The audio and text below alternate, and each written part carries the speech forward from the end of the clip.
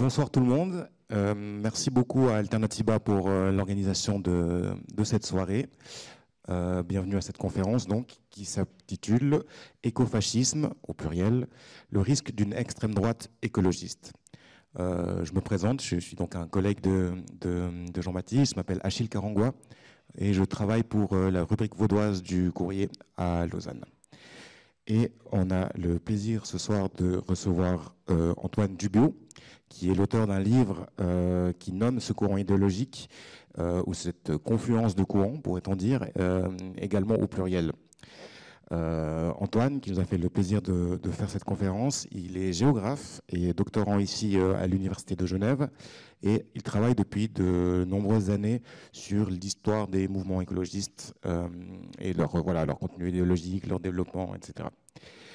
Et donc on va parler d'écofascisme ce soir, et je crois qu'avant justement de parler de ça, Antoine, vous voulez vous poser une question, et puis voilà, ensuite on parlera un petit peu du livre.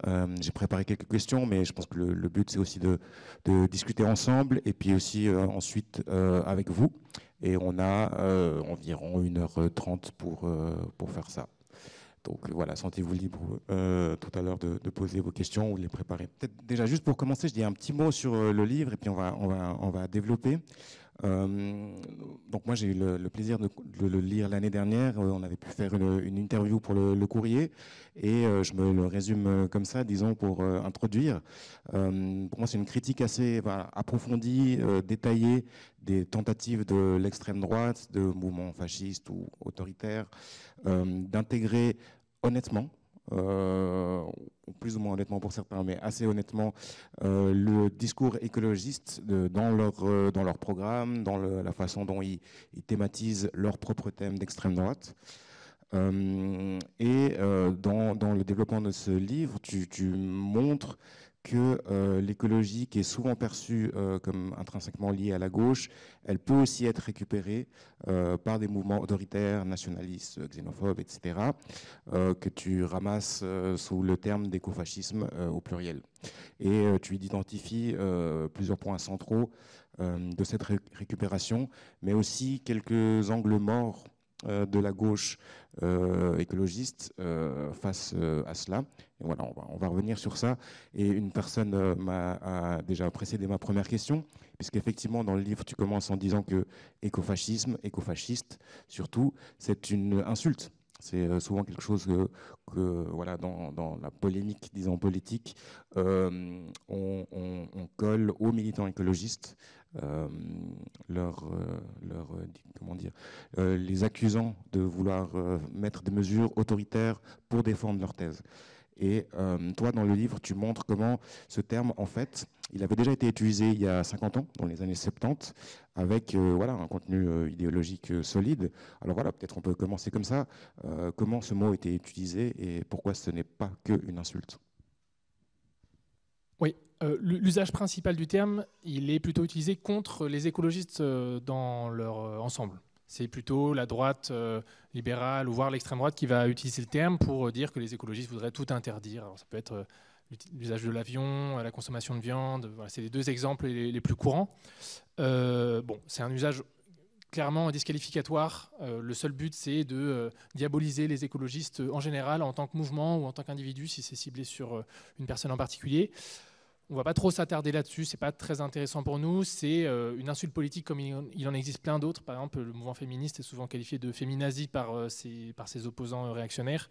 Voilà, c'est un peu le même usage, ou alors on peut entendre aussi le terme islamo-gauchisme, tous ces termes un peu valises qui permettent de diaboliser des adversaires à peu de frais en fait et sans vraiment de fondement. Donc ça, on va laisser de côté. Mais il y a un autre usage du terme d'écofascisme qui a une histoire plus longue, comme tu l'as évoqué, Achille, qui date en fait des années 70. Dans le mouvement écologiste, il y avait ce terme d'écofascisme qui est apparu. Alors, on ne sait pas exactement où, c'est un peu difficile de le retracer. Probablement que c'était un terme qui circulait plutôt entre militants, qui servait à caractériser non pas une extrême droite écologiste, mais plutôt ce que je désignerais comme une forme d'autoritarisme écologique, au sens où le seul critère, c'était la dimension dictatoriale d'un régime qui voudrait gérer les pénuries. C'est essentiellement définis comme ça.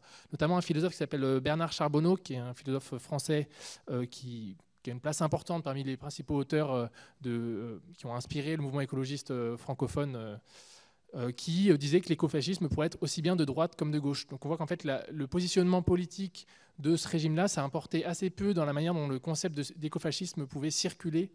Le point central, c'était de critiquer un régime qui tendrait vers une dictature verte. C'est l'usage principal du terme au sein du mouvement écologiste, mais du coup qui est un peu différent déjà de celui qui peut être utilisé contre les écologistes. Donc il y a quand même une forme de... Il y a plusieurs sens du terme qui coexistent dans l'espace public, donc c'est parfois un peu difficile de s'y repérer. Quand on entend quelqu'un qui utilise le terme écofasciste, en fait on ne sait pas trop comment la personne se positionne. Est-ce que c'est quelqu'un d'extrême droite qui est anti-écolo? Est-ce que c'est plutôt quelqu'un qui critique les formes jugées autoritaires ou réactionnaires d'écologie?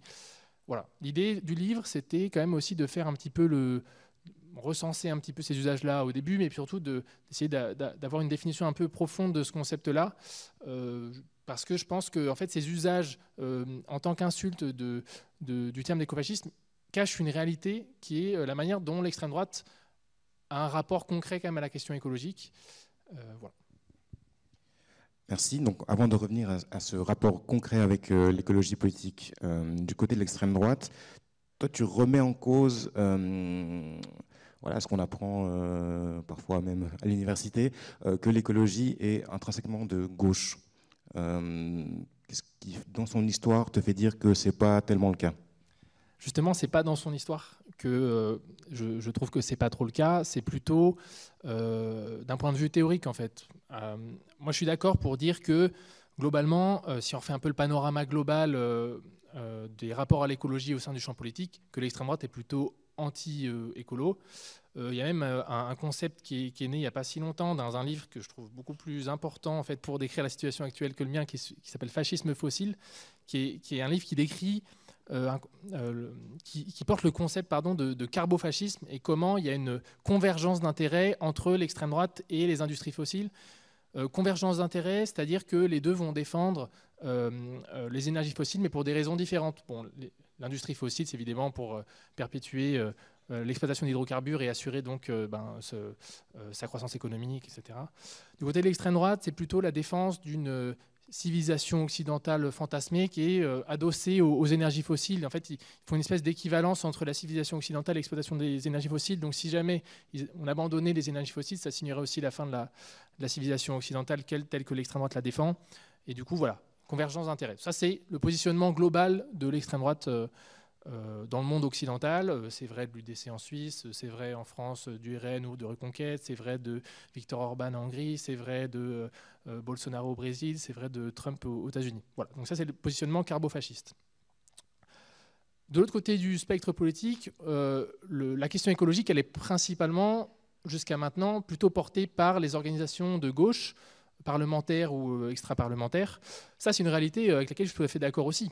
Et l'historiographie du mouvement écologiste le montre très bien, que la plupart des organisations écologistes, en tout cas au sens politique du terme, pas forcément uniquement de la protection de l'environnement, mais qui font vraiment de l'écologie une question politique, sont clairement issues de la gauche. C'est vrai globalement en Europe occidentale. C'est un peu différent par exemple aux États-Unis ou ailleurs dans le monde occidental.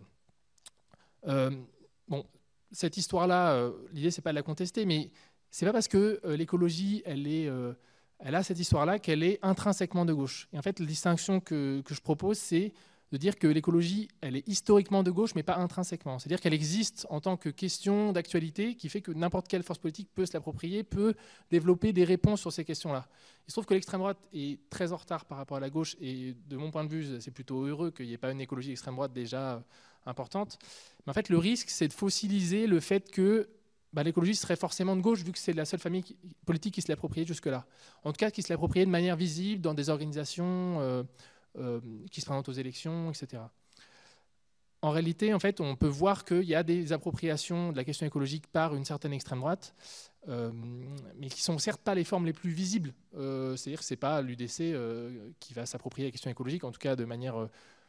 ils ne vont pas se déclarer écofascistes, ils ne vont pas mettre en avant une appropriation sérieuse de la question écologique. Ce n'est pas en tout cas le prisme qu'ils ont choisi, mais ça ne veut pas dire qu'il n'y a pas des reconfigurations aux marges de l'extrême droite autour de la question écologique. Justement, toi, tu parles d'un double processus, à la fois de d'écologisation du fascisme et de fascisation de l'écologie. Alors déjà, sur l'écologisation du fascisme, qu'est-ce que tu entends par là et comment ça se décline? C'est un peu la facilité sociologique, les deux processus mis en rapport l'un à l'autre. Mais je trouve que c'est assez efficace quand même pour caractériser ce qui se passe à la fois aux marges de l'extrême droite et aux marges du mouvement écologiste. Donc si on revient sur le processus d'écologisation du fascisme, pour moi, ça désigne une appropriation essentiellement idéologique, et j'insiste là-dessus, je vais revenir un peu sur pourquoi après, appropriation idéologique de l'enjeu écologique par des penseurs d'extrême droite. Il y a notamment un groupe de pensée qui s'appelle la Nouvelle Droite, qui s'est principalement approprié ce concept, qui est un groupe initialement de penseurs français, mais qui s'est exporté ensuite beaucoup en Allemagne. On entend beaucoup parler de la Nouvelle Droite ou de la Neue Rechte en Allemagne, ou la New Right aux États-Unis, mais aussi en Italie et dans d'autres pays européens. En gros, ce sont des idéologues qui se tiennent à distance du champ politique. C'est vraiment des gens qui cherchent à essayer de refonder théoriquement le fascisme. On peut le dire vraiment comme ça. Ils ne cherchent pas à se présenter aux élections. Ils ne cherchent pas à avoir des organisations politiques qui défendent de manière très directe leurs idées. Ils sont plutôt à une échelle vraiment idéologique, essayer de produire des idées. Donc, ils vont publier dans des livres, dans des revues, un certain nombre d'articles qui vont essayer de retravailler un petit peu ce qu'est la doctrine fasciste. L'écologie, ce n'est pas la seule question qu'ils vont traiter. Ils vont traiter plein d'autres questions. Par exemple, dès les années 70, ils vont mettre en avant le fait que l'extrême droite doit abandonner le concept de race biologique pour défendre un racisme culturel. Et donc, notamment à travers le concept d'identité. Il se trouve que le concept d'identité aujourd'hui est omniprésent dans le champ politique. L'extrême droite se l'est bien approprié, mais en fait, ça dépasse largement l'extrême droite maintenant. Et c'est un concept en fait, qui a été forgé dans son acception actuelle raciste par justement ce groupe d'intellectuels-là. Bon, c'est le principal succès, on va dire, qu'ils ont eu dans l'espace public. La question écologique, ça arrive un petit peu plus tard, ça arrive plutôt à fin des années 80, début des années 90, où il y a un certain nombre de penseurs, et un en particulier qui s'appelle Alain de Benoît, qui est un peu la figure de proue de cette mouvance de la Nouvelle Droite dans le monde francophone, qui va développer une conception qu'on peut qualifier d'écofasciste de l'écologie. Ça va pas trop marché au début. D'ailleurs, ça marche toujours pas trop dans le reste de l'extrême droite non intellectuelle. Ça marche un petit peu dans certains groupuscules d'extrême droite, plutôt des groupuscules, soit des groupuscules violents, soit des groupuscules qui sont plutôt sur une approche très traditionnaliste, défense de la famille traditionnelle, etc., qui vont défendre la conception de l'écologie d'Alain de Benoît et de la Nouvelle Droite en particulier. Donc, c'est important de voir que c'est un processus qui se joue plutôt aux marges de l'extrême droite et pas dans ses formes les plus visibles. Mais ce n'est pas parce qu'il ne se passe pas dans les formes les plus visibles qu'il n'a pas une influence non plus sur les partis d'extrême droite également. C'est quoi les principales thèses de quelqu'un comme Alain de Benoît ou d'autres courants qui pourraient mettre, disons, en danse un peu leurs analyses? Parce que toi, tu dis qu'ils sont honnêtement écologistes, ou en tout cas, honnêtement, ils importent la notion d'écologie politique honnêtement dans leur discours. Mais ce discours, il tient sur quoi? Moi, je ne saurais pas me prononcer si... Je sais que dans le livre, j'ai écrit ça, mais en fait, je ne sais pas si c'est honnête ou pas. Et en fait, la question, à mon avis, elle ne se pose pas trop, parce que je ne suis pas dans la tête de ces idéologues-là, et je ne sais pas exactement pourquoi et ce qu'ils pensent. Tout ce que je peux observer, c'est que ça fait maintenant 30 ans qu'ils se penchent sur la question écologique, sans qu'il y ait d'appropriation par le reste de l'extrême droite. Pourtant, ils continuent quand même à travailler dessus et à faire un travail assez abouti.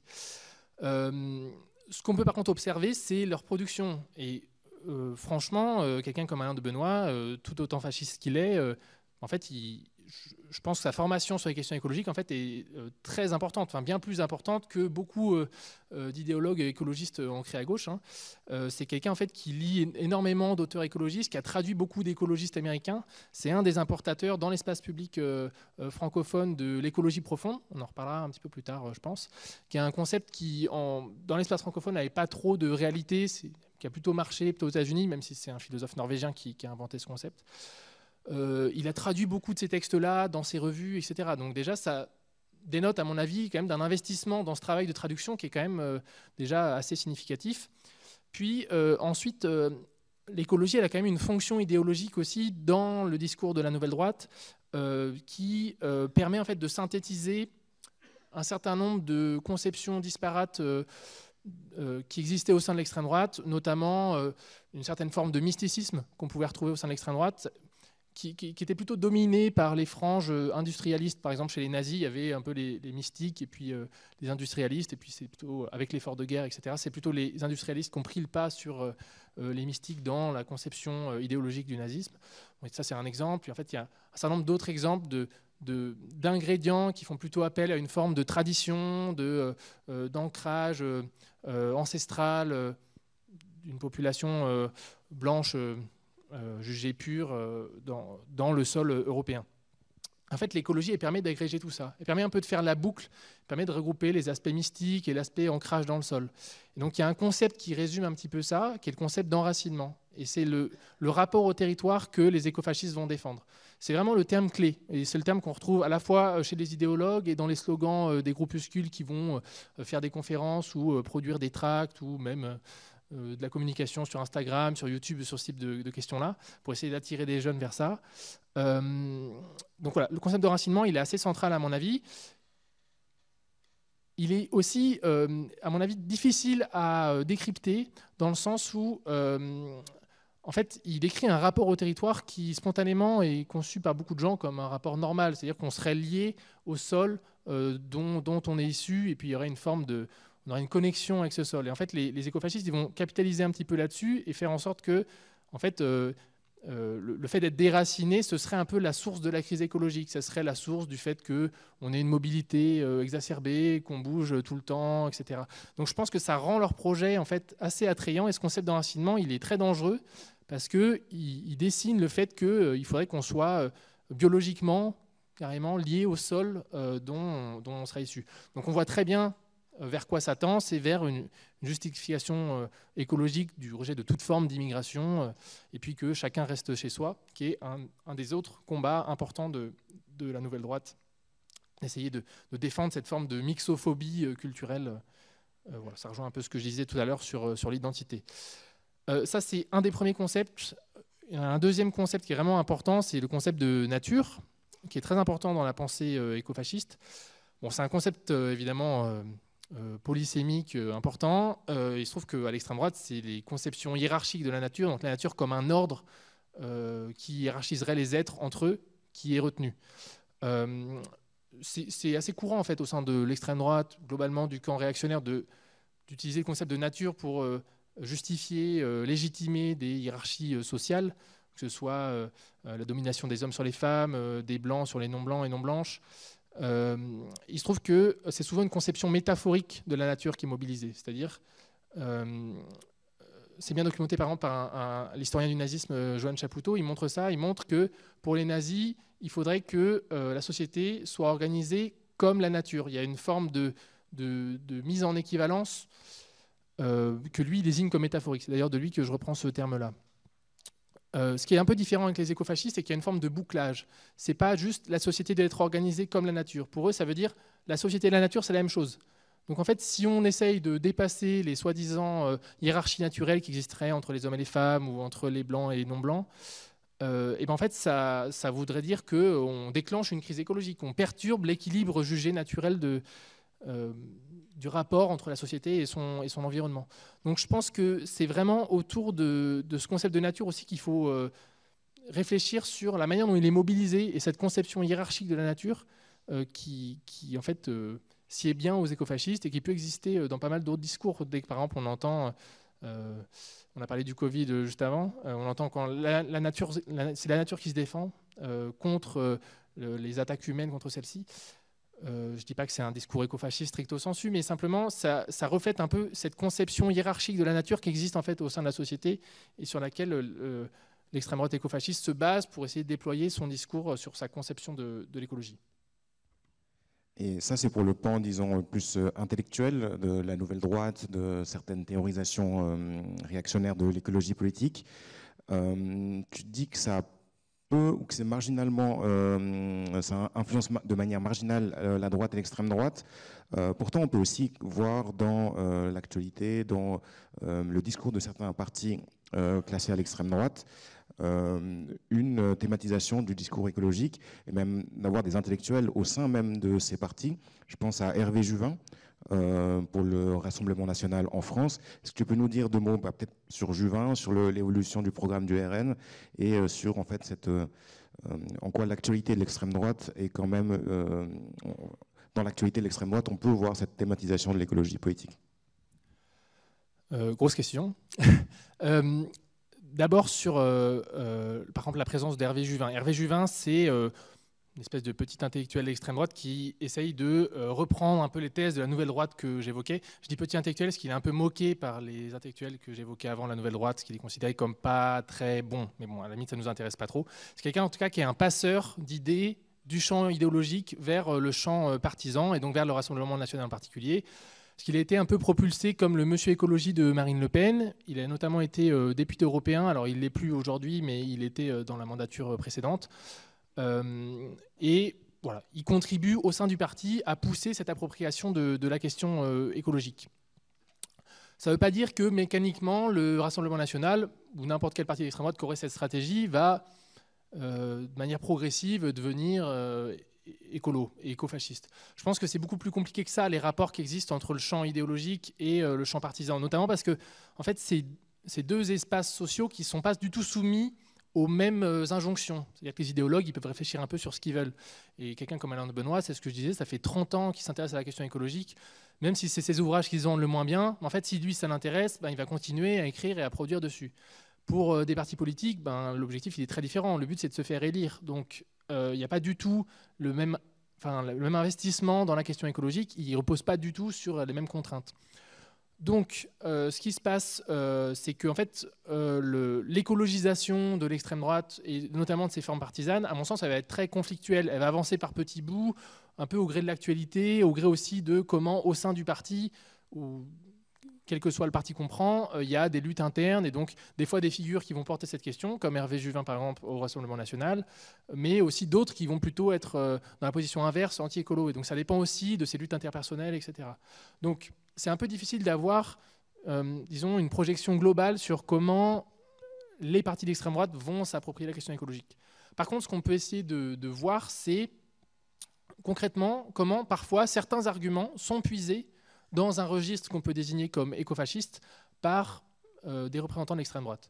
Un discours courant qu'on retrouve dans une grande partie de l'extrême droite européenne, c'est de dire que la meilleure forme d'écologie, ce serait la fermeture des frontières. Ça, on le retrouve de manière assez systématique.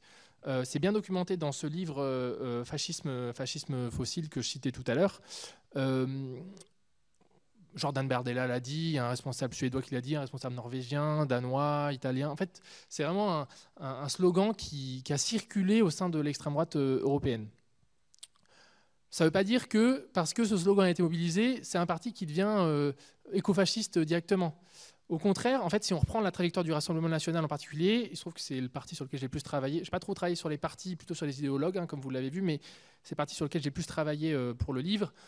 Là, on va avoir plutôt des allers-retours. C'est-à-dire qu'il y a eu un moment où, autour de Marine Le Pen et avec la dynamique enclenchée par Hervé Juvin, que je vous présentais tout à l'heure, il y a plutôt eu une appropriation de la question écologique via le concept de localisme. Pendant la campagne présidentielle en 2022, Marine Le Pen a beaucoup mis ce thème en avant. Pas forcément dans une dimension exclusivement écologique, aussi dans une dimension identitaire, pour dire le local, c'est le chez nous, il ne faudrait pas que des gens de l'extérieur viennent. Mais il y avait quand même cette dimension écologique-là, avec la défense de circuits courts, d'une alimentation plus écologique. Je ne vais pas dire alimentation bio, parce qu'elle n'est pas allée jusqu'à défendre l'alimentation bio, mais voilà, il y a en tout cas des éléments qui y arrivaient. Et puis, à la rentrée politique 2023, donc il y a un an, c'est plutôt le virage opposé qui a été pris, parce que Jordan Bardella, qui entre-temps est devenu le président du parti, lui a plutôt défendu ce qu'il a appelé une écologie du bon sens. En fait, écologie du bon sens, c'est plutôt essayer de modérer les ardeurs des écologistes. Donc on est plutôt sur un retour en arrière. On pourrait discuter aussi le fait de dire écologie du bon sens, ça a aussi toute une explication géographique intéressante. Mais ça montre en fait, ça va se faire plutôt par aller-retour comme ça, aussi au gré un petit peu des actualités politiques et de comment aussi l'électorat est réceptif ou non aux discours qui sont produits sur la question par les partis. Voilà, donc c'est assez difficile de le modéliser de manière très précise. C'est aussi des choses qui se basent sur des sondages. Les partis politiques, des fois, ils se basent sur des sondages pour essayer d'adapter leur discours à un certain électorat. Et puis, des fois, ça fait un flop parce qu'en fait, ce n'est pas forcément des outils toujours très précis pour réussir à vraiment caractériser les attentes d'un électorat. Donc, voilà, c'est des choses qui sont difficilement modélisables avec des facteurs précis. Mais il y a tous ces facteurs-là qui peuvent jouer sur la manière dont le parti va aller puiser ou non dans un registre écofasciste des arguments sur la question écologique. Et tu parles aussi de fascisation de l'écologie. Est-ce que tu peux nous donner un peu les ressorts de cette fascisation de l'écologie? Oui, la fascisation de l'écologie, c'est un concept, à mon avis, plus difficile à appréhender que celui d'écologisation du fascisme. Et je ne le mets pas vraiment en miroir de l'autre. L'idée, ce n'est pas de dire que le mouvement écologiste se fascise de manière un peu unilatérale, comme j'ai décrit pour le mouvement de fascisation de l'écologie. Là, je pense que c'est un mouvement beaucoup plus complexe et qui se joue dans un certain nombre de marges du mouvement écologiste et qui ne désigne pas le fait qu'il y aurait des glissements systématiques vers l'extrême droite de nombre d'écologistes. L'idée, c'est plutôt de dire qu'il y a un certain nombre de discours qui présentent des ambiguïtés ou des pans glissantes dans les discours écologistes qui peuvent contribuer à diffuser dans l'espace public une conception réactionnaire de l'écologie. Ça ne veut pas dire que les gens qui vont défendre les différentes formes de fascisation de l'écologie, enfin différentes formes de discours qui contribuent à une fascisation de l'écologie que je vais vous présenter après, sont des écofascistes en puissance, etc. Simplement, ça veut dire que dans l'espace public, en fait, il y a une espèce de lutte sur comment l'enjeu écologique est traité, que ce soit dans l'espace médiatique, dans l'espace public, dans l'espace électoral, et qu'en fait, il y a des écologistes qui contribuent à favoriser plutôt un écofascisme qu'une écologie qu'on pourrait désigner comme émancipatrice ou une écologie sociale, etc. Donc, à mon sens, c'est plutôt comme ça qu'il faut voir le concept de fascisation de l'écologie. En fait, je le précise parce que dans la première version du livre, c'était peut-être pas assez fin la manière dont j'avais proposé ça. Donc j'ai reçu pas mal de critiques d'écologistes qui se sont sentis un peu visés et que je désignais comme écofascistes. Alors que c'était pas trop le propos. L'idée, c'est plus de réfléchir comment collectivement on peut éviter en fait d'offrir des prises comme ça à l'extrême droite sur la question écologique. Voilà. Et donc dans la deuxième version du livre, j'ai rajouté des petites choses dans la postface justement pour préciser un petit peu ça et dire que l'idée, ce n'est pas de cibler des camarades écologistes pour les désigner comme des fascisateurs de l'écologie, parce que je ne pense pas que ce soit un mouvement massif non plus. Je pense que c'est quelque chose d'assez transversal, mais périphérique. C'est un peu compliqué à appréhender, mais c'est-à-dire que, en fait, il y a très peu de trajectoires d'écologistes qui vont vers l'extrême droite, qui vont vraiment dans des groupuscules qu'on pourrait désigner comme écofascistes. C'est pour ça que je passais un petit peu par cette explication via comment l'écologie existe dans le champ politique, parce que c'est plutôt comme ça que la fascisation de l'écologie se fait. Et des trajectoires, on trouve quelques trajectoires individuelles d'écologistes qui sont allés vers des groupes d'extrême droite, mais en fait, assez peu. On en trouve par exemple l'assistant parlementaire d'Hervé Juvin au Parlement européen, qui s'appelle Andrea Cotarac, c'est un ancien du parti de gauche. À l'époque, la France Insoumise n'existait pas, mais donc le parti de Jean-Luc Mélenchon. Il était même élu du parti de gauche à la région Rhône-Alpes et il est passé au Rassemblement national. Mais en fait, c'est un exemple assez isolé. On a quelques autres exemples d'activistes moins connus qui ont pu passer de l'un à l'autre. Mais en fait, on en trouve assez peu. Et de la même façon, on ne trouve pas d'organisations écologistes qui sont passées directement à l'extrême droite. Par contre, on retrouve une diversité de formes de discours qui contribuent à cette fascination de l'écologie dans l'espace public. Alors, quels sont un peu les exemples de ces ambiguïtés? J'aime bien que tu le formes sous le concept d'ambiguïté, parce qu'effectivement, c'est pas une théorisation de la fascisation de l'écologie, mais c'est un certain nombre d'angles morts qui pourraient être récupérés ou contribuer à cette fascisation. J'aimerais bien que tu en donnes quelques exemples. Juste pour préciser juste quelque chose, oui, sur cette idée d'ambiguïté, le fait que c'est pas parce que des écologistes vont avoir des ambiguïtés dans certaines parties de leur discours qui vont mécaniquement glisser vers l'extrême droite. Je fais une petite métaphore souvent avec le seuil d'une porte. C'est comme s'il y avait un seuil, mais qui n'était jamais franchi. C'est-à-dire que la personne se situe toujours un peu au seuil, tient des discours qu'on peut considérer comme contribuant à cette fascisation de l'écologie, mais que ce ne sera jamais franchi. Pour plein de raisons, tout à fait explicable, hein. Notamment, des fois, en fait, il y en a certains qui se rendent compte qu'en fait, oui, leur discours, il est peut-être parfois aussi proche de celui de l'extrême droite sur certaines questions, etc. Bon, quelle forme de fascisation de l'écologie? Je vais éviter de faire un peu la liste de courses et de vous faire un listing de tout ce qui me semble sujet à débat.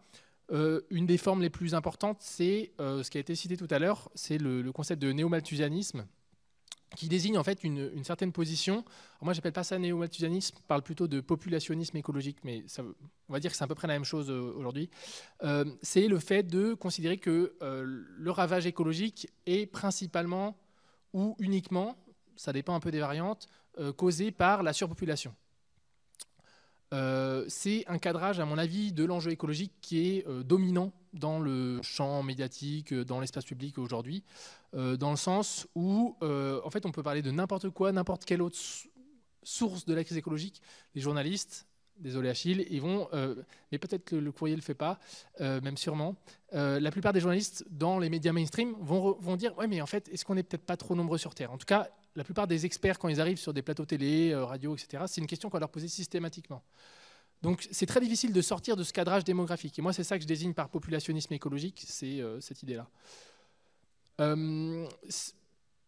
Si on faisait un micro-trottoir dans la rue en prenant des gens au hasard, je mets ma main à couper que si on leur demande quelle est la principale cause de la crise écologique, en fait, ce qui va ressortir de manière assez mécanique, c'est cette idée qu'on est trop nombreux et trop nombreuses sur Terre. Parce que c'est énormément diffusé dans l'espace public. C'est aussi plus facile à conceptualiser pour essayer de comprendre le ravage écologique que de questionner le système économique et politique dans lequel on est. C'est évidemment quelque chose qui est moins engageant en fait, de se reporter sur ce critère purement démographique, avec simplement une question de est-ce qu'on est trop nombreux, trop nombreuses, et sans questionner tous les autres facteurs qui peuvent influencer le ravage écologique. Ça ne veut pas dire qu'il y a aucune réflexion à avoir sur la question démographique. En fait, c'est trivial de dire que, en fait, si on, avec le même système économique, si on est 3 milliards ou 8 milliards, évidemment, c'est différent. En fait, la question, c'est aussi quel levier politique on veut activer. Et le fait de se focaliser sur la question démographique uniquement, en fait, ça nous oriente vers des solutions de régulation de la population, pour le dire en termes un peu féminisés, qui, si on observe concrètement comment elles sont passées dans l'histoire des politiques démographiques, en fait, c'est des politiques très coercitives, d'une part, qui sont principalement ciblées sur les personnes non blanches et sur les femmes en particulier. Ça fait peser un certain nombre Enfin, les mesures pèsent principalement sur le corps des femmes. Donc, si on se considère comme écologiste de gauche, pour une écologie émancipatrice, etc., peut-être qu'on peut se dire que c'est pas forcément le fait qu'on soit trop nombreux ou pas assez nombreux, etc. C'est pas trop la question. La question, c'est, en fait, si c'est ça le cadrage qu'on veut, c'est-à-dire que les mesures qu'on va devoir mettre en place, c'est des mesures très coercitives et antiféministes notamment. Bon, ça c'est une première manière de voir le problème de la fascisation de l'écologie, c'est ce cadrage populationniste écologique du ravage. Je suis en train de réfléchir quelle autre forme je vais évoquer. Est-ce qu'il y en a une que toi te parle le plus que d'autres? Oui, tout à fait. Il y a un certain nombre de discours qu'on a mis sous le terme de collapsologie ou d'analyse d'un effondrement, que toi tu appelles du coup le discours effondriste, qui a aussi ses ambiguïtés selon toi. Est-ce que tu peux peut-être dire quelques mots là-dessus? Pareil, c'est aussi une question un petit peu complexe. L'idée, je désamorce ça tout de suite, je ne vais pas dire que les collapsologistes sont des écofascistes. Voilà, en tout cas, ma génération, il y a pas mal de gens qui sont entrés dans la question écologique via ce type de théorie. Voilà. La collapsologie, si je représente un petit peu, c'est un courant qui est émergé en 2015, donc c'est assez récent. Finalement, ça fait écho à d'autres courants qui pouvaient exister dans le monde anglophone, notamment auparavant, qui considèrent que l'ensemble des infrastructures modernes, que ce soit agricoles, de santé, de transport, etc., sont interconnectées et qu'il y a un risque d'effondrement. Si jamais l'une d'entre elles, une de ces parties s'effondre, l'ensemble du système va s'effondrer. Cette théorie-là, elle est portée en disant que ce serait la civilisation dite thermo-industrielle qui serait susceptible de s'effondrer. Donc thermo-industrielle, on voit très bien le caractère très matériel de la chose, c'est les infrastructures qui sont dopées aux énergies fossiles et donc au fait de brûler des hydrocarbures, d'où le thermo dans thermo-industriel. Donc le principe de la collapsologie, c'est de faire d'avoir cette pensée systémique, de mettre en lien toutes ces dimensions-là, essentiellement d'un point de vue physique, en fait, pour montrer que voilà, y a un risque d'effondrement du système. Je ne vais pas commenter ça. Moi, je ne suis pas spécialiste en études des systèmes complexes. Il y a pas mal de débats sur est-ce que les modélisations qui ont été faites, est-ce qu'elles sont efficaces ou pas. Moi, ce qui m'intéresse, c'est plutôt les discours politiques qui vont entourer ce type de théorisation. Parce que je pense que tout le monde est à peu près d'accord pour dire que oui, bon, il y a un ravage écologique important, qu'il y a une dimension systémique à ça, et puis est-ce qu'il va y avoir un effondrement de la société ou pas. Bon, c'est plutôt là-dessus, sur cette conceptualisation d'effondrement de la société, de la civilisation, et ces concepts, comment ils sont entremêlés, qu'on peut revenir. Chez les écolapsologistes, le concept de civilisation, il y a toujours le qualificatif thermo-industriel qui est mobilisé, en tout cas dans les ouvrages. Par contre, dans la manière dont le concept existe dans l'espace public, le concept d'effondrement de la civilisation, en fait, on mobilise des affects qui sont très différents de ceux que les écolapsologistes avaient essayé de porter au départ. C'est-à-dire que le concept de civilisation dans l'espace public, c'est principalement en fait, l'extrême droite qui le porte, pour défendre la civilisation dite occidentale contre... maintenant, c'est le grand remplacement, et donc ce type de fantasme ratio-là. Donc, à mon sens, parler d'effondrement écologique de la civilisation, ça, c'est un petit peu dangereux parce qu'on va plutôt aller vers ces affects-là. Finalement, quand des gens d'extrême droite entendent effondrement écologique de la civilisation, en fait, ce qu'ils entendent, c'est effondrement de la civilisation, qu'il soit écologique ou pas. En fait, c'est pas forcément ce qui les motive. Et d'ailleurs, on a vu en fait un certain nombre d'appropriations par des groupes d'extrême droite de ces discours collapsologiques. Et en fait, c'est intéressant parce que ça boucle avec l'existence de ces courants aux États-Unis. Les courants qu'on peut désigner comme effondristes et qui s'intéressent à cette perspective d'effondrement éventuel de la civilisation. Et ben en fait, aux États-Unis, c'est très clairement des groupes d'extrême droite. Il se trouve que la situation francophone, où c'est plutôt issu de la gauche, ces théorisations-là, en fait, c'est un peu une anomalie dans le monde des théories effondristes à l'échelle mondiale. Voilà. Ça ne veut pas dire qu'il ne faut pas évidemment faire de modélisation du ravage écologique, etc. Simplement, ce qui est aussi important, et c'est peut-être un manque dans ces théories de la collapsologie, c'est aussi d'inclure des facteurs sociaux. Bon, la réponse qu'on m'oppose généralement, c'est oui, Pablo Servigne, qui est donc la figure principale de ce mouvement de la collapsologie, qui l'a porté dans l'espace public, il parle de capitalisme. Bon, c'est vrai que le mot apparaît dans le livre et il parle du fait qu'il faut lutter contre les inégalités, etc. Bon, c'est un petit peu cosmétique, c'est un petit peu flou. On trouve 3 références aux sciences sociales dans sa modélisation générale. Donc voilà, c'est pas du tout un écofasciste en puissance, hein, Pablo Servigne, hein, loin de là. Hein, c'est quelqu'un qui est toujours ancré dans les milieux de la gauche écologiste. Hein, mais il y a quand même un peu certains éléments dans son discours qui en fait offrent des prises à l'extrême droite. Et je pense que c'est plutôt comme ça qu'il faut voir les formes de fascisation de l'écologie, c'est que ça offre des prises à l'extrême droite pour s'approprier la question écologique aussi à sa manière. C'est-à-dire que c'est des formes suffisamment dépolitisées de la question écologique qui font qu'elles sont appropriables par l'extrême droite. Alors justement, dans ces formes dépolitisées, toi tu mets en garde aussi contre une vision apolitique de l'écologie qui peut favoriser ces récupérations ou ces phénomènes de fascisation, ou à tout le moins en tout cas peut-être une certaine incapacité face à une vision réactionnaire de l'écologie. Il y a parfois certaines personnalités du champ écologique qui sont accusées d'avoir une vision ou une pratique d'ailleurs réactionnaire dans leur militance écologiste. Tu me parlais l'autre jour qu'il y a, voilà, vu l'actualité autour de Paul Watson, pas mal d'accusations de ça. Et ouais, c'était peut-être intéressant que tu reviennes sur ça, vu que il est pas mal voilà, dans les nouvelles ces derniers temps. Oui, le cas de Paul Watson, je pense que c'est un cas assez emblématique de cette dynamique de fascisation de l'écologie. Je pense que c'est un cas qui est très difficile à traiter, qui est très complexe pour plein de raisons sur lesquelles je vais essayer de revenir. Sachant que moi, c'est en travaillant au départ sur Paul Watson et les discours politiques qu'il pouvait avoir que je me suis intéressé à la notion d'écofascisme. Parce que c'est quelqu'un qui est souvent qualifié d'écofasciste. Je reviendrai un peu dessus et pourquoi. Et en fait, c'est en essayant de complexifier un petit peu ces qualifications-là que je me suis intéressé au concept.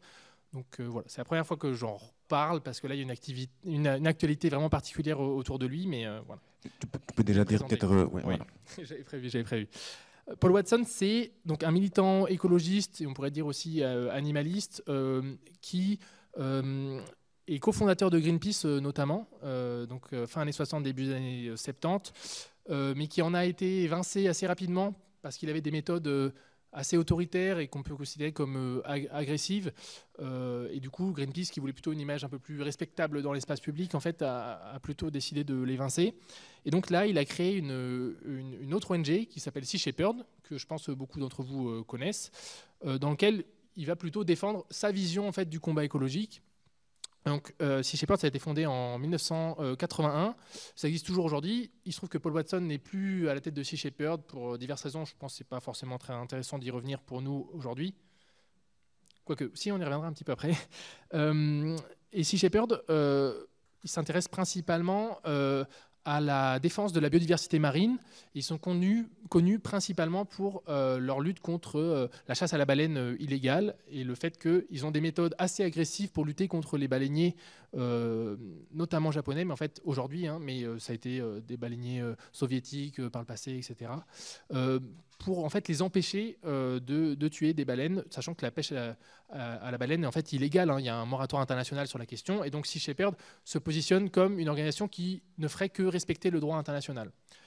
Ils ont des méthodes assez agressives quand même. L'idée, c'est d'aller empêcher des bateaux de pratiquer la chasse à la baleine, mais de manière vraiment concrète. Ils vont aller parfois jusqu'à aborder ou éperonner les bateaux pour les empêcher de faire ce pourquoi ils ont été conçus.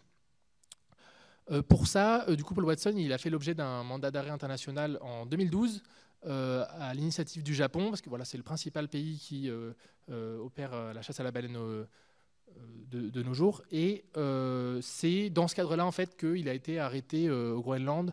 Je ne sais plus exactement la date, mais vers la fin du mois de juillet. Depuis, il est toujours en détention dans une prison au Groenland. Et puis, il y a eu plusieurs fois des reports de l'audience qui doit décider ou non de son extradition vers le Japon. Voilà, ça c'est pour le contexte global sur Paul Watson. Pourquoi est-ce que je pense que c'est un cas intéressant pour essayer de déployer la réflexion autour du livre et de cette idée de fascisation de l'écologie? C'est parce que c'est quelqu'un qui est assez contesté au sein du milieu écologiste et surtout dans les franges les plus à gauche du mouvement écologiste pour un certain nombre de choses, et pour deux en particulier. La première, c'est les idées, la conception de l'écologie qu'il peut avoir. Et la deuxième, c'est les pratiques organisationnelles qui peuvent exister au sein de Sea Shepherd, donc qui existe un peu moins maintenant qu'il n'est plus à la tête, ou au sein de la nouvelle organisation qu'il a créée il y a quelques années. Alors d'abord sur ses idées, sa conception de l'écologie, lui il se revendique de l'écologie profonde que j'ai cité un petit peu plus tôt. Enfin revendique, c'est pas forcément quelque chose qu'il met le plus en avant, il met en avant plutôt dans des livres, etc. Pas trop dans des entretiens où il va se focaliser plutôt sur ses méthodes plutôt que sur ses idées. L'écologie profonde, c'est une conception de l'écologie qui considère que le principal ressort pour résoudre la crise écologique, c'est de changer notre rapport au monde. Donc, on considère que c'est plutôt un processus individuel, c'est pas forcément le bon terme, mais c'est plutôt un processus métaphysique. C'est en changeant notre conception du monde, notre rapport à la nature d'un point de vue vraiment intellectuel et métaphysique qu'on va pouvoir résoudre la crise écologique. Et finalement, les transformations sociales, elles devraient uniquement découler de cette approche très idéaliste, on pourrait dire, de la transformation écologique.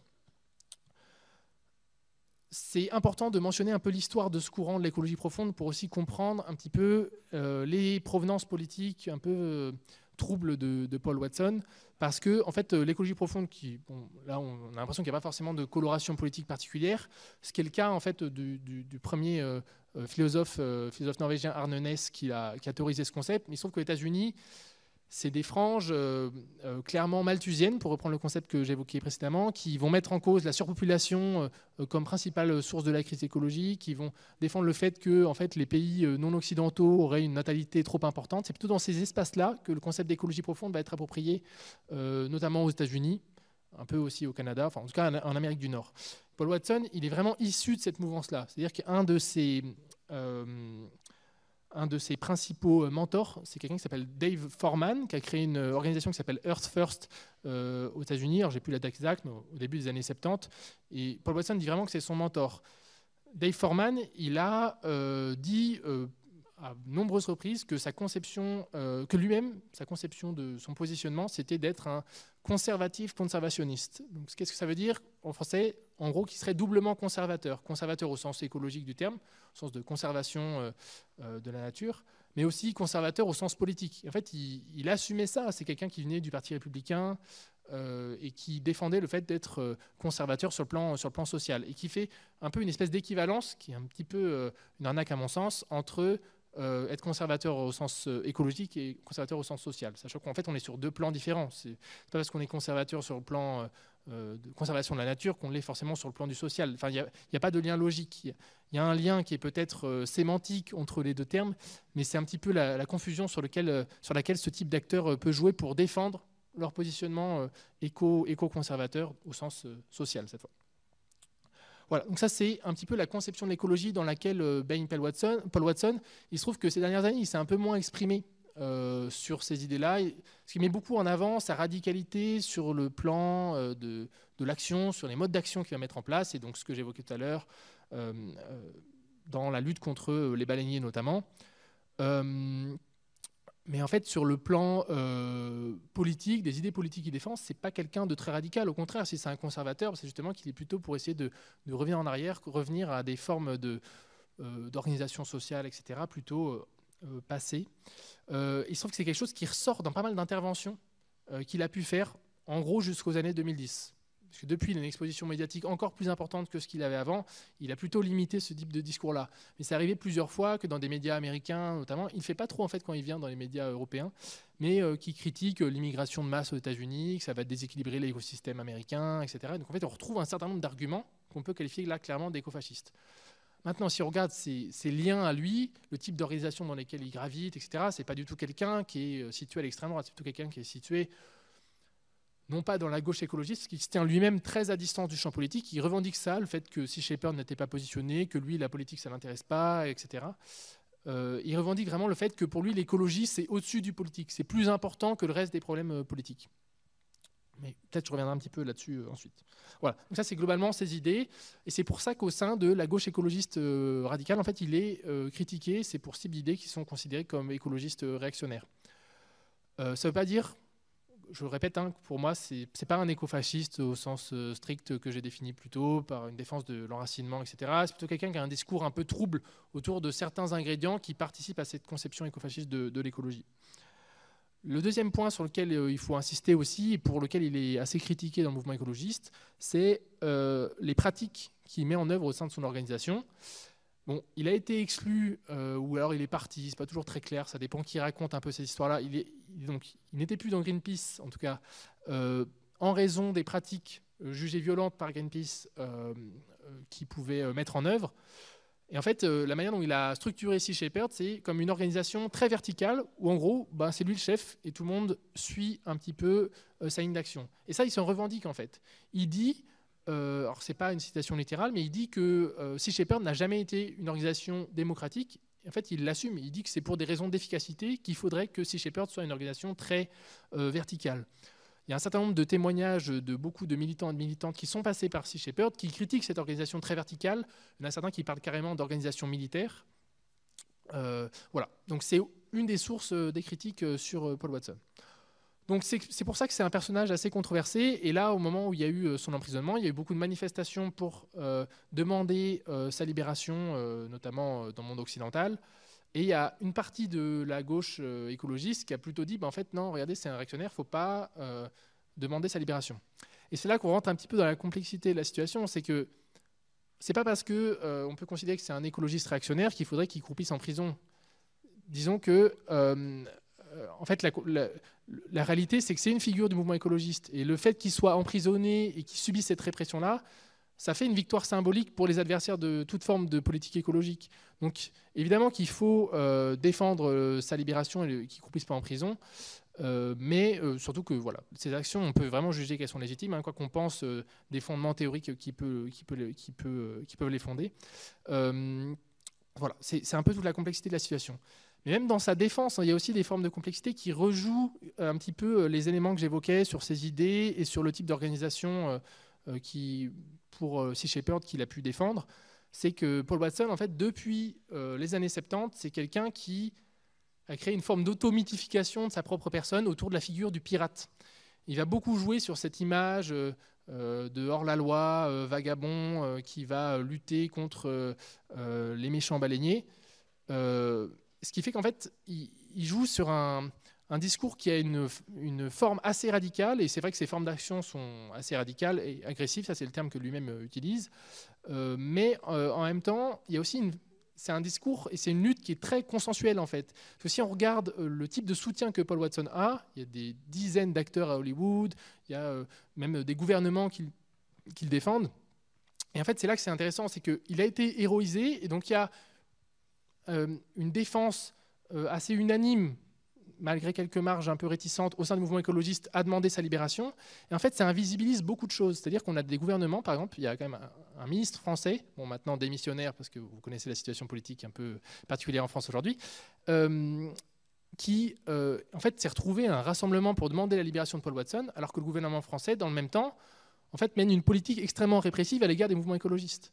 Et donc, le fait de héroïser comme ça certaines figures, ça invisibilise en même temps la répression que subissent un certain nombre de militants et de militantes écologistes, à la fois dans les pays qui ont pu défendre comme ça, enfin qui ont pu mettre en œuvre cette répression et qui ont pu demander la libération de Paul Watson, mais en fait aussi dans le monde en général, c'est-à-dire que des activistes écologistes qui sont blessés, emprisonnés ou tués en fait chaque année dans le monde. Il y en a plusieurs dizaines, voire des centaines certaines années, et notamment dans les pays non occidentaux. Il se trouve que voilà, c'est Paul Watson qu'on retient, c'est l'activiste écologiste probablement. Non, maintenant qu'il y a Greta Thunberg, peut-être que voilà, il y a un peu une lutte, mais disons que c'est un des activistes écologistes les plus célèbres à l'échelle mondiale. Donc c'est évidemment important de défendre le fait que voilà, il ne soit pas emprisonné à vie. Pour que ce soit une victoire pour le mouvement écologiste contre la répression qu'il subit, et faire attention quand même aux formes d'héroïsation dont il peut faire l'objet, surtout qu'il les a lui-même alimentées aussi. Il y a tout un récit autour de ça qui, moi je trouve que c'est quand même assez malsain.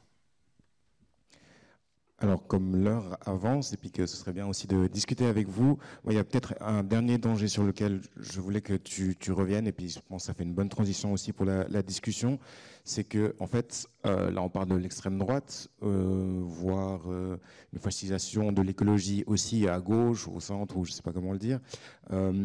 Mais l'un des dangers qui peut aussi avoir, c'est une approche de la crise environnementale par des mesures autoritaires au nom, je crois que quelqu'un l'a dit tout à l'heure par exemple, voilà, de l'urgence écologique, la démocratie c'est trop lent, et il faudrait des mesures de suspension de cette démocratie peut-être, avec aussi couplé des mesures peut-être aussi austéritaires, comme on dit dans le champ militant, qui feraient peser le coût économique de la transition énergétique, de mesures écologiques, sur le dos des travailleuses et des travailleurs. Est-ce que toi, tu peux revenir sur ça, peut-être en thématisant le chapitre que tu as rajouté dans la deuxième version du bouquin, qui dit que l'écologie n'est pas apolitique? Oui, d'abord sur la question de la démocratie, il y a deux types de discours qui peuvent coexister dans le champ écologiste. Il y a le fait que la démocratie serait trop lente et le fait que la démocratie serait trop rapide. Je dis vraiment qu'ils coexistent parce que c'est des arguments qui peuvent être portés par les mêmes personnes à des moments différents et dans des espaces différents. Le fait de dire, alors par lequel je vais commencer, par, on va dire, démocratie trop lente d'abord. Ce serait le fait que le jeu parlementaire des démocraties représentatives libérales en fait, ne serait pas en capacité de prendre en charge un problème aussi urgent que le problème écologique. Ça, c'est un type d'argument qui a pu être mis en œuvre par des groupes comme Extinction Rebellion au début. Ça a un petit peu changé, Extinction Rebellion, mais je reviendrai là-dessus après. Ou par d'autres groupuscules. En fait, c'est disons, assez récurrent dans le mouvement écologiste d'avoir ce discours-là qui défend une forme de dictature verte. Pas forcément d'écofascisme, parce qu'il n'y a pas forcément les autres éléments réactionnaires que j'évoquais, mais pour défendre une forme de dictature verte. Je ne vais pas prendre d'autres termes, c'est le terme le plus efficace. L'autre type de discours, c'est donc le fait que la démocratie serait trop rapide. Et là, c'est une conception différente de l'enjeu écologique qui joue. Ce n'est pas le fait que c'est une urgence, mais c'est plutôt le fait que c'est un enjeu de long terme. Et qu'en fait, le jeu électoral, là, c'est un peu l'inverse. Mais en fait, on a des politiques qui veulent se faire réélire et en fait, les problèmes de long terme, ça ne les concerne pas. Ils ne sont pas en capacité de les prendre en charge. Donc ces deux discours-là, ils servent à délégitimer la démocratie en général. C'est comme ça que, en tout cas, certains groupes écologistes peuvent les porter. Là où il y a quelque chose à travailler, à mon sens, c'est que, en fait, ce n'est pas la seule forme de démocratie existante, la démocratie représentative. et qu'en fait, on peut travailler sur d'autres systèmes qui permettraient de prendre en charge ces enjeux-là. Il se trouve que dans un certain nombre de pays, on pourrait éventuellement réfléchir à une chambre parlementaire qui aurait un temps plus long, qui ne serait pas élue à des périodes aussi régulières, ou qui serait composée de manière différente des élections sur une base régulière. Ça, c'est par exemple la proposition de Dominique Bourg. Je sais pas, je n'y souscris pas spécialement, mais en tout cas, c'est un type de proposition qui montre qu'en fait, voilà, cette question de la vitesse de la démocratie, c'est aussi un petit peu une conception un petit peu basique de ce qu'est la démocratie en général, et qu'on peut imaginer d'autres formes démocratiques. Ça, c'était plutôt sur la question de la démocratie et de la manière dont, dans le mouvement écologiste, elle est traitée. Après, ta question, elle revenait beaucoup plus sur comment, en gros, la classe dirigeante peut approcher le problème écologique, et plutôt par des mesures austéritaires, de restriction d'accès à certaines ressources, etc.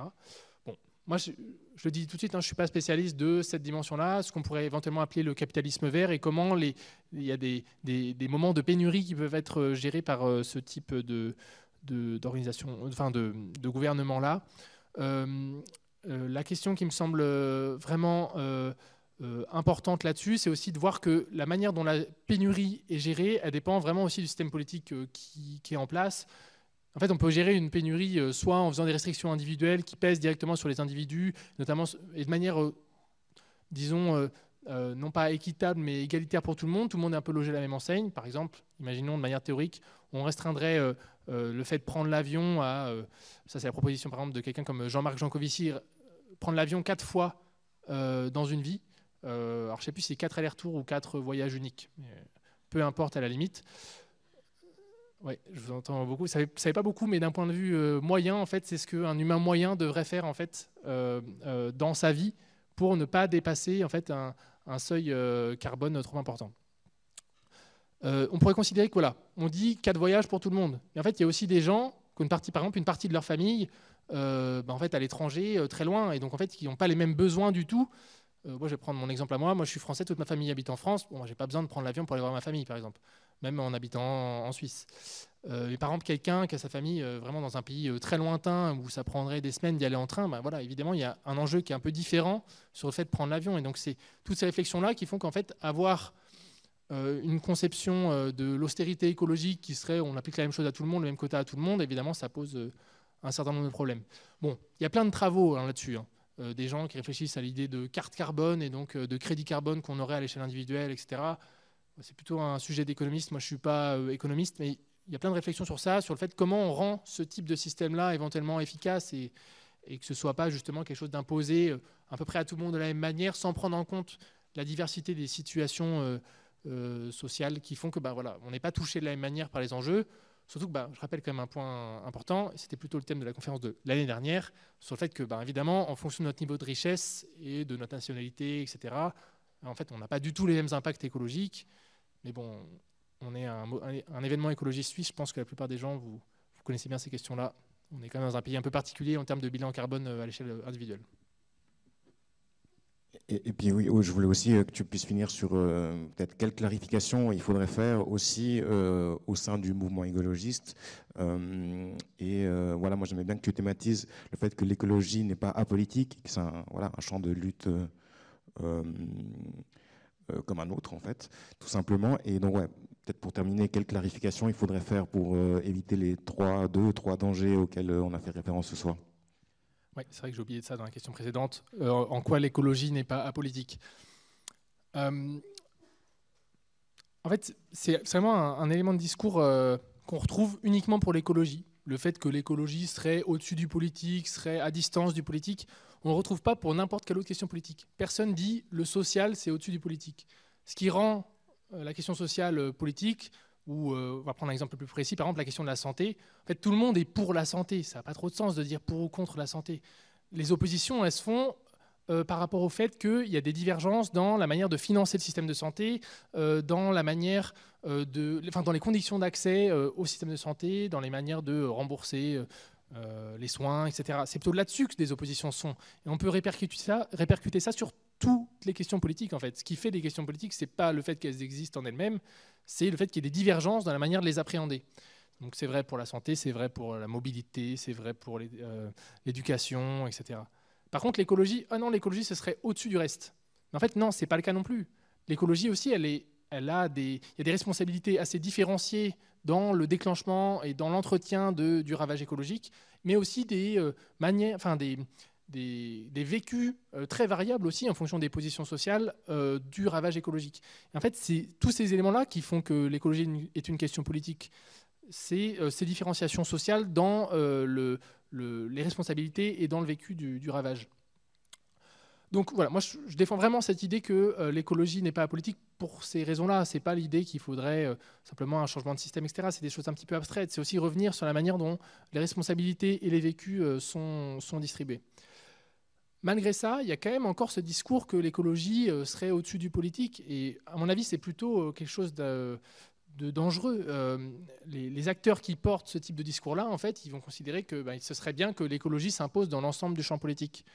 Moi, je ne défends pas du tout cette perspective-là. Je considère que, en fait, l'extrême droite, qu'elle soit écologiste ou pas, en fait, c'est pas trop le problème. Ça reste un camp politique qui défend des mesures racistes sur un certain nombre de sujets. Et que ce soit des mesures écologiques ou pas, en fait, moi, je trouve que c'est pas quelque chose dont on doit se réjouir ou quoi. Ce qui est important, c'est aussi le type de projet politique général qu'ils vont produire.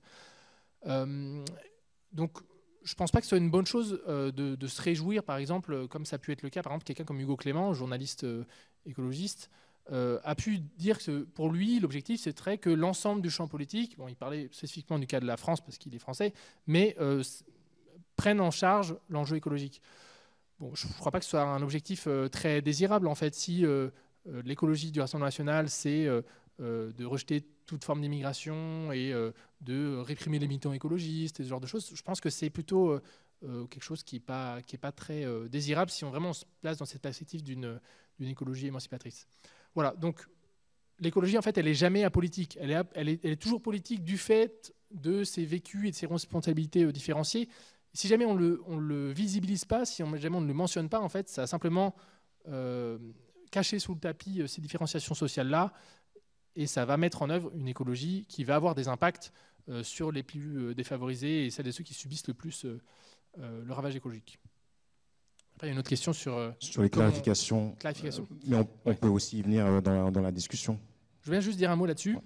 C'est effectivement là-dessus que je termine le livre, sur un appel à ce que je dis clarifier le mouvement écologiste et les discours qui peuvent être portés en son sein. J'insiste sur le fait que ce n'est pas un appel que moi je fais tout seul. C'est plutôt s'inscrire dans une dynamique collective qui existe déjà sur un certain nombre de questions. Comment est-ce qu'on peut clarifier un certain nombre d'éléments un peu ambigus qui peuvent exister. J'ai évoqué le cas d'Extinction Rebellion un peu plus tôt, sur leur rapport à la question de la démocratie. Bon, alors, ce n'est pas uniforme, parce que c'est un mouvement qui est quand même très disparate d'un pays à l'autre, mais dans un certain nombre de pays, c'est un mouvement qui a abandonné cette revendication d'un état d'urgence écologique qu'ils pouvaient défendre. Parce qu'en fait, ils se sont rendus compte aussi que c'était une proposition politique qui pouvait avoir des effets en fait, assez néfastes sur certaines franges de la population. Et c'est notamment en se connectant à d'autres collectifs, alors ça dépend toujours des situations locales, d'autres collectifs qui bossaient par exemple sur la question du racisme ou des collectifs féministes ou des collectifs antifascistes, ça dépend vraiment de la situation locale, qui se sont intéressés en fait aux dimensions sociales de l'enjeu écologique et qu'on ne pouvait pas avoir des solutions autoritaires de ce type-là, du type de l'état d'urgence écologique qu'ils pouvaient défendre. Donc, moi, je trouve ça, c'est plutôt un motif d'espoir de voir qu'en fait, ces connexions-là, elles existent et qu'il y a un certain nombre de collectifs écologistes qui sont investis dans le fait de se mettre en lien avec des collectifs politiques qui travaillent sur d'autres questions pour justement mettre en œuvre cette conception systémique de l'écologie qu'on entend souvent, l'écologie est sociale, c'est pas déconnecté, etc. Mais il y a toujours des collectifs écologistes qui ont souvent été un petit peu dans leur coin et qui ne sont pas forcément connectés à d'autres collectifs politiques. Moi, je trouve ça plutôt intéressant qu'ils fassent cette démarche-là, cette autocritique, et qu'ils se connectent à d'autres organisations qui travaillent sur d'autres questions. Voilà. Et vu qu'on est à Alternatiba, j'insiste sur le fait que c'est notamment en France, il y a plusieurs collectifs Alternatiba locaux qui ont eu cette démarche-là. Alors ça aboutit finalement à une scission, c'est des groupes qui ont quitté Alternatiba, le mouvement Alternatiba à l'échelle nationale, mais c'est aussi notamment parce qu'ils ont mis en œuvre une autre conception de l'écologie que celle à laquelle ils s'étaient formés au départ. Et en fait, c'est assez intéressant ce processus assez dynamique et de mise en lien avec d'autres causes. Parfait. Merci pour tes réponses. Je pense que ce serait bien si on peut discuter aussi avec vous, que ce soit par des questions, des remarques, des commentaires, ou encore peut-être revenir sur les mots qu'on a dit avant. Oui, merci pour cette présentation. Moi, je reste sur ma faim. Vous avez parlé de fascisation de l'écologie et c'est justement ce qui m'intéresse, c'est de comprendre un peu mieux quels sont les éléments dans l'argumentaire écologique qui sont récupérés. Vous avez cité le malthusianisme, c'est quelque chose qui est connu depuis très longtemps et en fait, d'un point de vue historique, je me rappelle m'être penchée sur un programme du Parti vert il y a 30 ans et que en lisant entre les lignes, il y avait un type de discours anti-étranger. Heureusement, ce parti a évolué d'une autre façon. Donc, est-ce que vous auriez d'autres exemples à citer? Merci. Alors, il y a plein d'autres exemples. Je reviens par exemple sur le concept de décroissance, qui est devenu un concept qui existe depuis les années 70 dans le mouvement écologiste, mais qui est devenu vraiment un lieu commun du mouvement écologiste seulement, on va dire, ces dernières années. Depuis, en gros, au milieu des années 2010. Le concept de décroissance, la manière dont il est formulé au départ, c'est dans une conception très politique. Dans les années 70, c'est vraiment un projet qui se revendique socialiste, autogestionnaire. On va revenir à des petites échelles de production et les travailleurs vont s'approprier les moyens de production, les usines, l'exploitation agricole, etc. Et ils vont décider eux-mêmes de ce qu'on produit, la quantité de ce qu'on produit, les objectifs de production en général. Donc c'est en se réappropriant les moyens de production qu'on va pouvoir mettre en œuvre une forme de décroissance de la production et donc décroissance des pollutions, des impacts matériels en général. Donc ça c'est assez clair dans les années 70. Puis le concept de décroissance, il a un peu évolué, il est devenu un peu plus creux. C'est devenu un concept surtout autour du fait de faire décroître le PIB. Ce qui est plutôt un mot d'ordre communicationnel, on va dire, quelque chose que les décroissants ont pu défendre dans l'espace public. Mais du coup, la dimension politique vraiment émancipatrice qui pouvait exister dans cette conception de la décroissance, en fait, elle s'est un petit peu étiolée et on a vu que le concept a été approprié par d'autres franges politiques. Et c'est là qu'on retrouve la nouvelle droite que j'ai évoquée plus tôt, quelqu'un comme Alain de Benoît que j'évoquais. En fait, c'est quelqu'un qui a produit plusieurs livres sur la question de la décroissance. Et notamment, il se base sur le fait que chez les écologistes décroissants, il y a un certain nombre de figures, de styles, on va dire, et puis un certain nombre de métaphores qui vont offrir des prises en fait, à une conception réactionnaire de la décroissance. Par exemple, le fait de dire que la société est obèse, ce type de formule-là qu'on a pu retrouver beaucoup chez les écologistes par le passé, on retrouve un peu moins ce type de formule aujourd'hui. En fait, quelqu'un comme Alain de Benoît, il les a prises et puis il a dit oui, la société est obèse. Alors déjà d'un point de vue démographique, d'un point de vue économique, on a retrouvé un peu les écologistes de gauche. Et lui, il va dire aussi la société est obèse de droits sociaux. Il va dire que le fait d'avoir que les droits des femmes aient progressé, que les droits des personnes non blanches aient progressé, etc., que les droits des personnes homosexuelles aient progressé, etc. En fait, tout ça, ce serait des choses qui contribuent à une forme de perturbation de la nature et de l'ordre naturel qu'il faudrait protéger, etc. Bon, je suis là, moi, d'un point de vue personnel, ça me paraît un petit peu bizarre comme argumentaire, mais c'est comme ça que l'argumentaire est construit, c'est cette idée de perturbation de la nature et de l'ordre social naturalisé qu'il fonde. Voilà. Donc, la décroissance, je pense, c'est un bon exemple, parce que il y a donc cette appropriation par l'extrême droite, mais il y a aussi tout un tas de collectifs un petit peu intermédiaires, et notamment le journal La Décroissance, en fait, qui vont défendre une conception de cette idée de la décroissance qui n'est pas toujours très claire en termes de quel projet politique est mis en œuvre, doit être mis en œuvre pour atteindre cette décroissance. Tout le monde est à peu près d'accord pour dire que le capitalisme libéral conduit à une surexploitation des ressources, etc. La question, elle ne se joue pas là-dessus. Elle joue sur quel type d'organisation sociale aussi doit permettre la mise en œuvre de cette décroissance.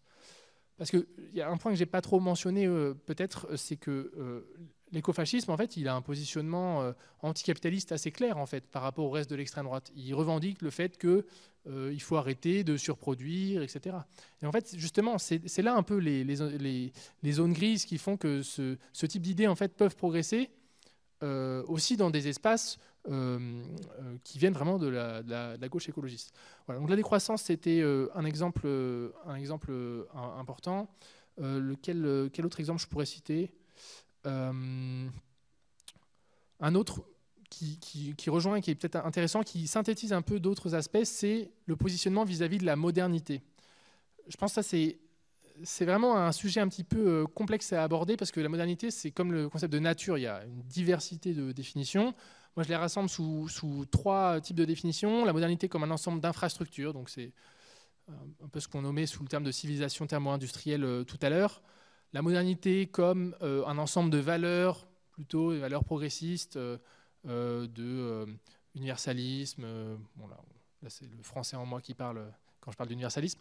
Mais un certain nombre d'idées comme ça, progressistes, avec toutes leurs ambivalences. Hein, voilà, parce qu'on sait aussi que la modernité, au sens du progrès, voilà, est aussi fondée sur tout un processus colonial, etc.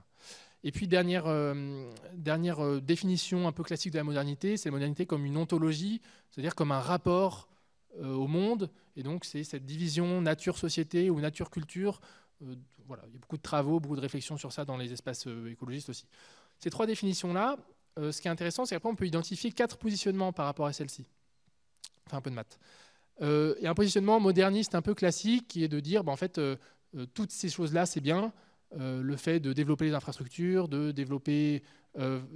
continuer à développer les droits sociaux en général, et puis la division nature-société, ce serait une bonne chose. Ça, c'est plutôt le positionnement, non pas des écologistes, mais plutôt des anti-écologistes qui vont défendre un peu le projet moderniste dans sa globalité, malgré ses ambivalences. Ensuite, il y a un positionnement qu'on pourrait désigner comme post-moderniste, là qui serait plutôt le positionnement globalement des écologistes. Alors le thème de post-modernisme, il est un petit peu compliqué. Mettez de côté toutes les définitions que vous connaissez. Je vous donne juste la mienne dans ce cas très précis. C'est le fait que voilà, il y a des ingrédients qui sont intéressants dans ce qu'on appelle la modernité, que ce soit dans les aspects infrastructurels, dans les aspects idéologiques ou dans les aspects ontologiques, mais que voilà, on ne peut jamais prendre tout ça comme un tout, et c'est important, alors c'est un peu facile à dire, hein, mais de faire le tri là-dedans. Par exemple, dans les infrastructures modernes, on peut dire que l'aviation touristique, ben voilà, ça pose comme un certain nombre de problèmes écologiques auxquels on pourrait peut-être renoncer. Par contre, les infrastructures de santé modernes, en fait, c'est plutôt peut-être quelque chose à conserver. Et donc, on ne peut pas dire qu'on va rejeter la modernité technologique dans son ensemble. Voilà, c'est plutôt essayer de voir comment aussi collectivement on peut se mettre d'accord sur quel type d'infrastructure on garde et quel type d'infrastructure on va plutôt décider soit de démanteler, soit de réduire un petit peu, etc. Voilà. Je ne vais pas revenir trop là-dessus. Ça, c'est ce que j'appelle postmodernisme comme rapport à ces 3 conceptions de la modernité dans le livre. Ensuite, il y a un 3e positionnement sur lequel je ne vais pas trop revenir, qui est l'amodernisme, le fait de considérer qu'en fait, on ne serait jamais vraiment entré dans la modernité. Là, c'est plutôt par rapport au rapport ontologique. C'est plutôt le positionnement de quelqu'un comme Bruno Latour, par exemple, ou d'autres gens qui se situent dans cette filiation-là. Je ne vais pas trop revenir là-dessus. C'est un positionnement surtout d'universitaire, en fait, qui n'a pas trop d'effectivité dans le champ public plus largement. Et le dernier positionnement, et c'est là c'est vraiment intéressant, c'est le positionnement anti-moderne ou anti-moderniste. C'est vraiment cette idée de rejet de ces 3 dimensions-là, à la fois de la forme infrastructurelle de la modernité, et donc de l'ensemble des ressources qui sont nécessaires pour faire fonctionner voilà, le système de santé, le système agricole, le système de transport. Le rejet de la modernité dans sa forme idéologique, et donc rejet du progrès social de manière générale. Et puis le rejet aussi de la division nature-société. Et là, en fait, si vous rebouclez un petit peu avec différents éléments que j'ai évoqués avant sur l'extrême droite écologiste, en fait, on voit qu'ils ont un positionnement anti-moderniste très clair, mais qu'en fait, qui est assez cohérent entre ces 3 formes-là. Et je pense que c'est ça aussi qui est important de voir, c'est cette espèce de cohérence dans le rejet de la modernité. Et là, on revient quand même vers le mouvement écologiste traditionnel, plutôt ancré à gauche. C'est que ce mot d'ordre de rejeter les modernités, rejeter le progrès, c'est quelque chose qu'on entend en fait de manière assez récurrente. Moi, il se trouve que mon travail actuel de doctorat, c'est de travailler sur les mouvements écologistes francophones dans les années 70. Donc, je travaille principalement sur des journaux écologistes qui existaient dans ces années-là, sur 2 journaux en particulier, qui sont Le Sauvage et La Gueule Ouverte. Ce sont 2 journaux français à la base, qui sont diffusés aussi en Belgique et en Suisse, qui, en fait, déploie beaucoup de discours sur cette question du progrès, et on voit une espèce de rejet un petit peu catégorique du progrès ou de la modernité qui, à mon avis, sont des pentes assez glissantes, parce que en fonction du type de définition qu'on met derrière, en fait, qu'est-ce qu'on rejette? Est-ce que c'est uniquement les infrastructures et leur consommation excessive en ressources, ou est-ce que c'est aussi les droits sociaux qui peuvent aller un peu derrière ce type de définition-là, etc. Et je pense qu'il y a quand même un flou qui existe autour de ce rejet du progrès chez les écologistes. En fait, c'est assez courant de trouver des écologistes qui sont contre l'avortement, qui sont contre le mariage homosexuel, etc. En fait, c'est pas quelque chose de si anodin que ça. On a pas mal d'exemples qui existent, et c'est pas forcément des gens qui sont organisés dans des collectifs structurés autour de cette question-là. C'est plutôt des conceptions de l'écologie centrées sur une défense de la nature, etc., encore une fois, qui sont assez diffusées, assez disparates dans le mouvement écologiste. Voilà, donc je pense que c'est vraiment une situation difficile à appréhender de manière, disons, très globale. C'est beaucoup d'éléments comme ça, de discours qui font qu'il y a des individus qui vont porter certaines conceptions de l'écologie, mais ils ne vont pas forcément dériver eux-mêmes vers un collectif écofasciste, stricto sensu, etc. Voilà, c'est toujours un petit peu complexe de cartographier tout ça. Vous avez mentionné cette vision de la nature comme étant hiérarchique, des rapports de domination qui du coup devraient être appliqués aussi sur nos sociétés. Et on sait par des travaux, par exemple de Lynn Margulis, qu'en fait c'est quand même plus compliqué et qu'il y a quand même beaucoup de coopération aussi dans la manière dont l'environnement fonctionne. Et donc je me demandais quelle était la place du darwinisme social, par exemple, sur effectivement dans cette logique de reproduire les hiérarchies, la domination et cette vision en fait assez divisée et simpliste en fait de la manière dont la nature fonctionne. C'est pas une doctrine, le darwinisme social, qui est directement présente dans les théories écofascistes. Parce qu'en fait, les écofascistes, c'est un élément que je n'ai pas forcément précisé sur les sources intellectuelles du processus d'écologisation du fascisme. Ils vont plutôt aller puiser plus loin dans le temps que dans le darwinisme social. Par contre, ils vont reconstruire une doctrine qui est assez équivalente à certains points de vue, parce qu'on retrouve cette même idée que en fait, la nature va opérer une forme de sélection naturelle au sein de la société. Voilà. Donc c'est assez analogue, mais disons qu'ils ne vont pas aller puiser directement chez quelqu'un comme Spencer, par exemple, qui est le principal théoricien du darwinisme social. Voilà. On va plutôt parler de doctrines assez analogues, ce qui est assez aussi analogue, parfois, les doctrines écofascistes à l'idéologie nazie et à d'autres doctrines d'extrême droite. Mais disons qu'il y a aussi, parce qu'ils ont réfléchi au fait qu'ils pourraient être étiquetés, non pas darwinisme social, c'est pas trop l'étiquette qui leur faisait peur, mais l'étiquette nazie, en fait, ils sont allés reconstruire une espèce de doctrine. Une fois dans un papier, j'avais vu écrit simili-nazi. Je trouvais ça assez intéressant comme qualificatif pour montrer qu'en fait, ils ont reconstruit quelque chose d'assez analogue, avec le même type de conception de la hiérarchisation des races, etc. Voilà, donc c'est plutôt comme ça qu'on pourrait citer. Donc c'est plutôt une doctrine analogue au darwinisme social. Quand vous parliez notamment du collapsologisme et des infrastructures modernes qui étaient toutes interconnectées et que du coup si l'une s'effondrait, elle prenait toutes les autres dans sa chute. Concrètement, vous parlez de quelles infrastructures modernes ? Alors là, il y a une grosse liste qui est faite par les auteurs de la collapsologie. J'ai un peu botté en touche parce que moi je ne suis pas spécialiste de cette modélisation-là, etc. Ce n'est pas du tout mon travail. Moi je travaille en sciences sociales, analyse très qualitative des discours écologistes, etc. Mais les principales dimensions, c'est l'agriculture moderne et le fait qui est très gourmande en ressources diverses, que ce soit pour alimenter les engins, etc., mais aussi en engrais, en pesticides, etc., et qui serait aussi donc interconnecté aux infrastructures de transport, interconnecté aux infrastructures de santé, interconnecté aux infrastructures urbaines de manière générale. En fait, tout ce qui compose notre environnement matériel serait complètement interconnecté.